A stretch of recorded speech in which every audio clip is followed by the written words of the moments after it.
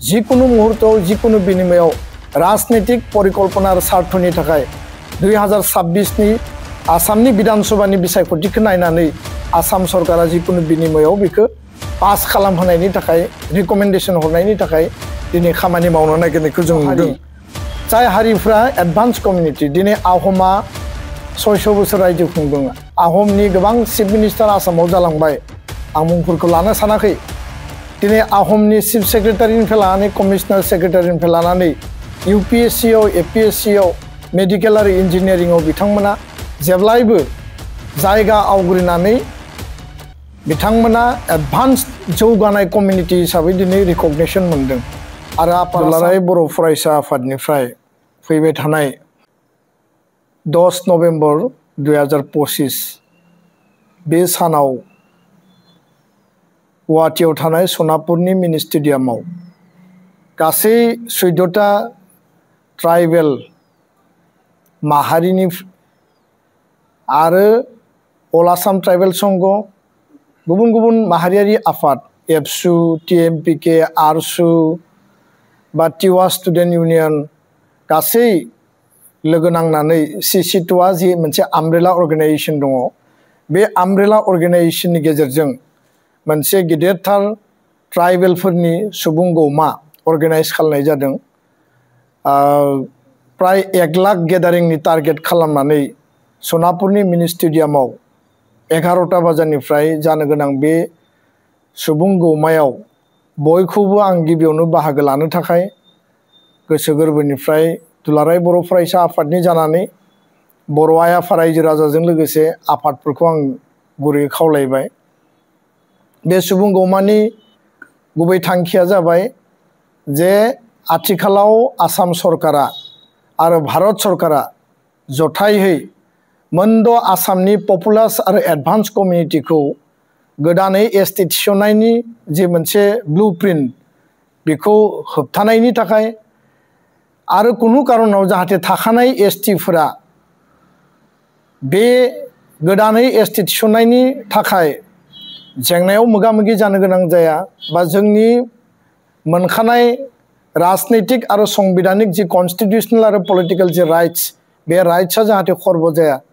बेखौनो लानानै आनइकुइभेकल अपोज माने एगेन्स्ट माने 6 माने कमिउनिटि जि शेड्युलिं इशु बेखौ लानानै जोङो थिक थाक खालामनाय जादों। आरो बेखायनो दुलाराय बर' फरायसा आफादा अल आसाम ट्राइबेल संघ मिरु आफाद जिल्ला आफाद साब डिभिजन आरो बर' माहारिनि गुबुन गुबुन आफादफोरखौ जोङो बर' थुनलाइ आफाद हारिमु आफाद जोंनि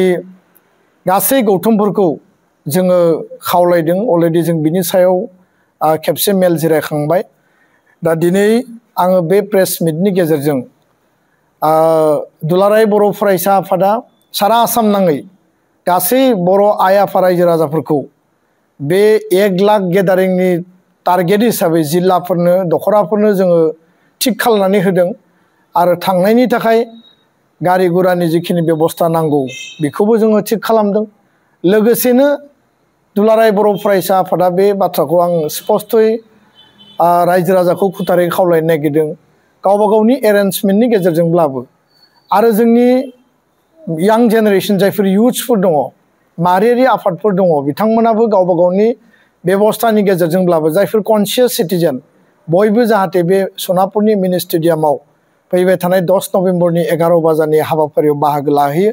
आरो 9टा बाजारनि सिगां जाहाथे जों बयबो हाबहैनो हायो बे खोथाखौनो आङो दिनै बे प्रेस मिटनि गेजेरजों खावलायनो थाखाय बेखौ लिंनाय जादों। नोंथांमोना बयबो मिथिगौ जे आहम सुतिया मरान मटक आरो टि ट्राइब आदिबासि लोगोसेनो कच राजबंसि बे मोनद' हारि जाय हारिफ्रा एडभान्स कमिउनिटि दिनै आहमा 600 बोसोर रायजो खुंदों। आहमनि गोबां चिफ मिनिस्टार आसामाव जालांबाय। आं मुंफोरखौ लानो सानाखै।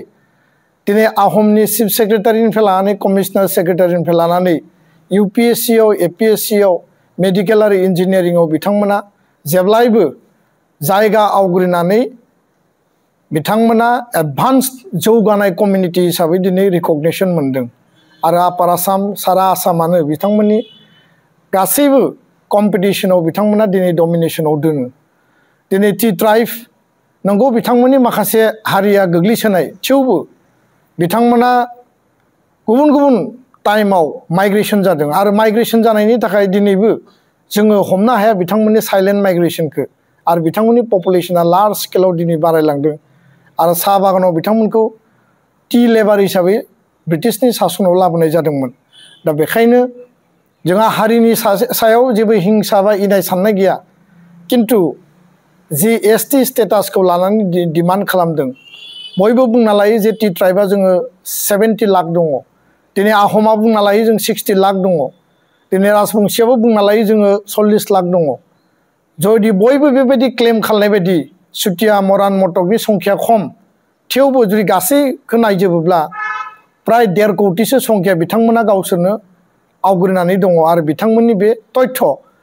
दा दिनै एक्जिस्टिं ट्राइबेलनि संख्या जाबाय 45 लाख आरो बेयाव बांसिन माने नाम्बार्सखौ बर'फ्रानो माने 50% बे 45 लाखनि आधा बर'फ्रानो कभार खालायो दा बेखायनो जाय हारिफ्रा दिनै ट्राइबेल बिदों बिथांमोना एडभान्स बिथांमोना पपुलास जाय हारिफ्रा ट्राइबेल बिदों बिथांमोना ट्राइबेल जानायनि जि मोनबा क्राइटेरिया बा केटेगरिकेलि मोनसे क्राइटेरिया सेट खालामनाय जादोंमोन प्रिमिटिभ ट्रेड्सनि बाथ्रायानो होन कालचारनि बाथ्रायानो होन बिथांमोननि आइडेन्टिटिनि बाथ्रायानो होन जिअग्राफिकेल आइसोलेशननि बाथ्रायानो होन साइनेसनि खोथायानो होन आरोबाव जि बेकवार्डनेस गोग्लैसोनाय हारि हिसाबै बे क्राइटेरियाफ्रा मिट खालाया खारन registrar general of India national commission for schedule tribe आरो ministry of tribals ministry of home affairs mainly RGI आरो NCST आव 8 टाइम्स बिथांमोना रिजेक्ट जादों आसाम सरकारा सिगांनि सरकाराव दैथायहरनाय रिकमेन्डेशनखौ भारत सरकारा RGI आ NCST आ रिजेक्ट खालामदों 8 टाइम्स आरो दिनै 8 टाइम्स बे रिजेक्ट जानाय बे हारिखौ दिनैहाय थांनाय 2019 आव राज्य सभायाव जोर जुलुमै